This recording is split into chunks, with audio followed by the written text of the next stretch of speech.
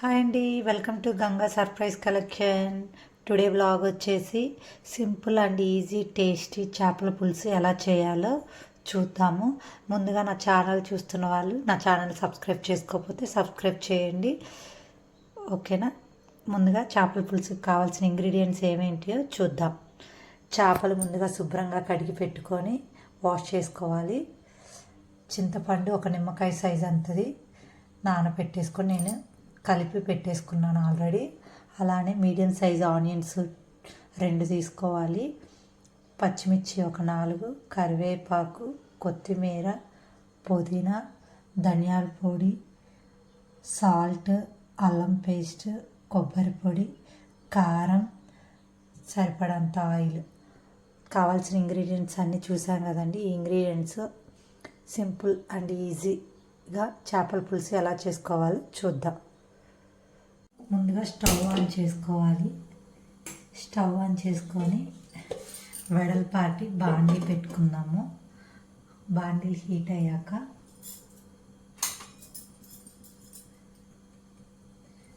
దీంట్లో మనము 3 to 4 tablespoon oil వేసేసుకుంటున్నాము. ఆయిల్ కొంచెం ఎక్కువగానే పట్టింది దీనికి. ఆయిల్ హీట్ అయ్యేదాకా ఒక 2 minutes వెయిట్ చేయాలి. ఆయిల్ హీట్ ఎక్కింది. ఇప్పుడు మనం ముందుగా కట్ చేసి పెట్టుకున్న ఆనియన్స్ వేసేసుకొని దూరగా వేగేటట్టు వేయించుకుందాం. కొంచెం పచ్చివాసన పోయేదాకా వేయించుకోవాలి వీటిని. అలానే దీంట్లో పచ్చిమిర్చి కూడా యాడ్ చేస్తున్నాను. పచ్చిమిర్చి, కరివేపాకు కూడా వేసేసి దూరగా వేసుకుందాం. ఒకసారి ఈవెన్గా కలుపుకొని ఈవెన్గా కలిసేటట్టు ఫ్రై చేసుకోవాలి.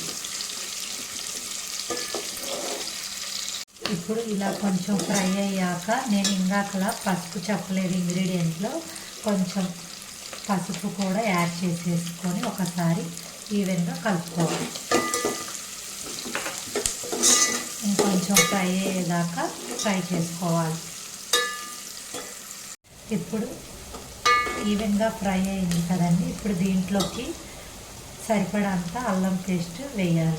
అల్లం పేస్ట్ యాడ్ చేసి ఈవెన్గా కలుపుకోవాలి పచ్చివాసన పోయేంతవరకు. ఇప్పుడు దీంట్లోకి సరిపడంత కారం నేను 2 టేబుల్ స్పూన్స్ యాడ్ చేస్తున్నాను. 2 టేబుల్ స్పూన్ కారం యాడ్ చేసేసి ఈవెన్గా కలిసేటట్టు కలుపుకోవాలి. ఒక 1 minute వేగాలి. ఇప్పుడు రుచికి సరిపడంత సాల్ట్ కూడా యాడ్ చేసేసుకోవాలి. ఇప్పుడే సాల్ట్ యాడ్ చేశాక మనం ఒకసారి ఈవెన్గా కలుపుకోవాలి. ఒక 1 minute. ఇప్పుడు దీంట్లోకి ముందుగా వాష్ చేసి పెట్టుకున్న ఫిష్ పీసెస్ అన్నీ యాడ్ చేసుకొని ఒకసారి కలుపుకోవాలి ఈవెన్గా. ఎందుకంటే ముక్క చెదరిద్ది కాబట్టి తర్వాత మనం ఇప్పుడే ఒకసారి ఈవెన్గా కలిసేటట్టు కలుపుకోవాలి. ఇలా ముక్కకి అంతా పట్టేటట్టు కలుపుకున్నాక దీంట్లో ఇప్పుడు మనం చింతపండుని కలుపుకొని యాడ్ చేసేసేయాలి. ఇప్పుడు దీంట్లోకి చింతపండు పులుసుని యాడ్ చేసేసుకున్నాం.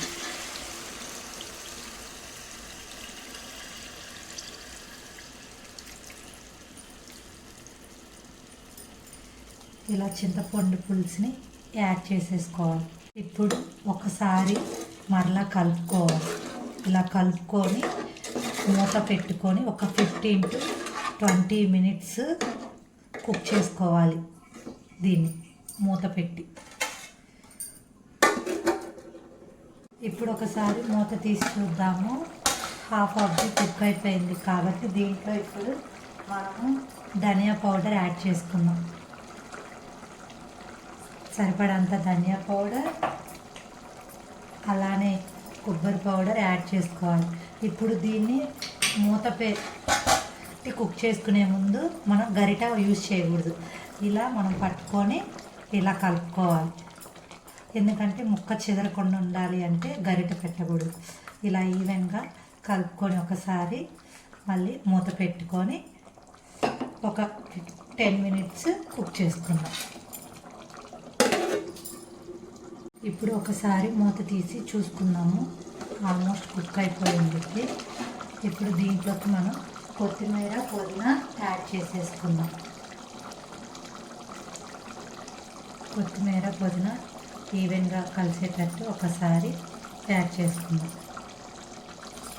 ఇప్పుడు దీన్ని ఇలా పట్టుకొని గరిట యూజ్ చేయకూడదు, ఇంకా ఇలా ఒకసారి కలుపుకుందాం. ఇప్పుడు ఒక 2 మినిట్స్ మూత పెట్టుకొని అలా పెట్టేద్దాం.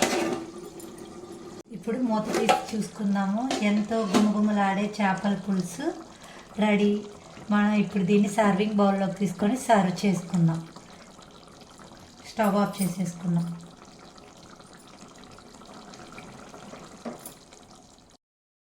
Super and tasty, simple and easy గుమగుమలాడే చేపల పులుసు రెడీ. నా వీడియో కానీ నచ్చినట్టయితే లైక్ చేయండి, షేర్ చేయండి, సబ్స్క్రైబ్ చేయండి. Please subscribe. నాదొక చిన్న రిక్వెస్ట్ ఫ్రెండ్స్, నా వీడియోని లైక్ చేయండి, సబ్స్క్రైబ్ చేయండి. 500 సబ్స్క్రైబర్స్ రీచ్ అవ్వాలని మనస్ఫూర్తిగా కోరుకుంటున్నాను. షేర్ కూడా చేయండి. Thank you.